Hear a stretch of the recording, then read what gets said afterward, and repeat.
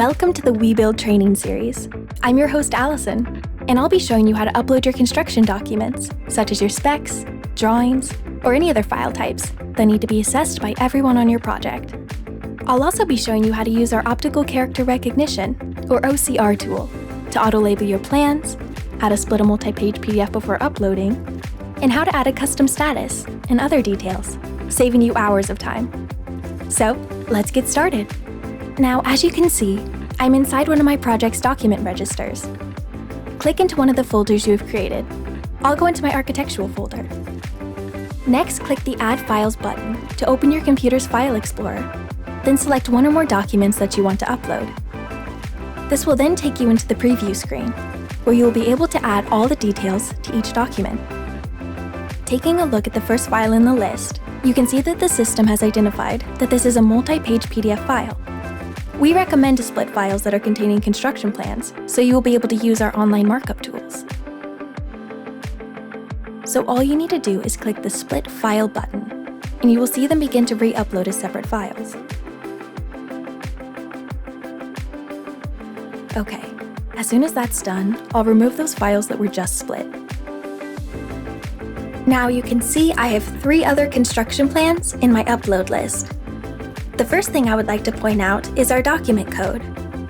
This is the unique identifier of a document and is very important, as the system will use this unique code for your version control. For construction plans, this might be your sheet number or drawing number.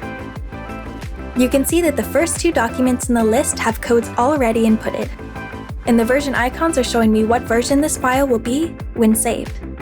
You can also click the version icon to see the file history of that document. The third document in the list does not have a code entered. The reason for that is this file is named slightly different on my computer than the other 2.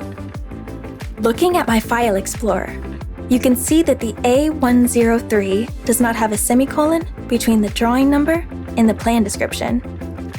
If you do name your files with the unique code, followed by a semicolon, and then the description, the system will automatically break out the code and description.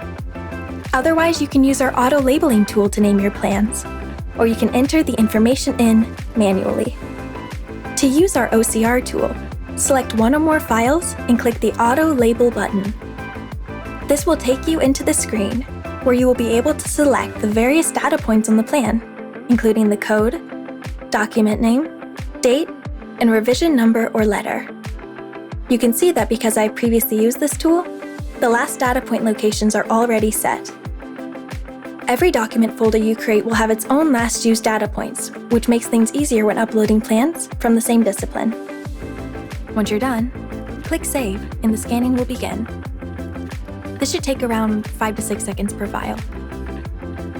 We also have options to add other details to your files, such as revision numbers, approval information, or reference numbers.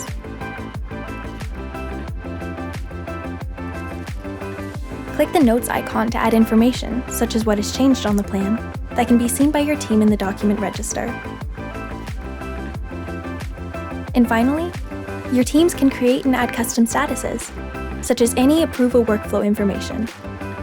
Once you have checked your data, click the Save button, and your selected files will be committed to the register. That's it for this video. Be sure to check out our other document management videos, or get in touch with a product specialist if you need a hand with anything. Until next time.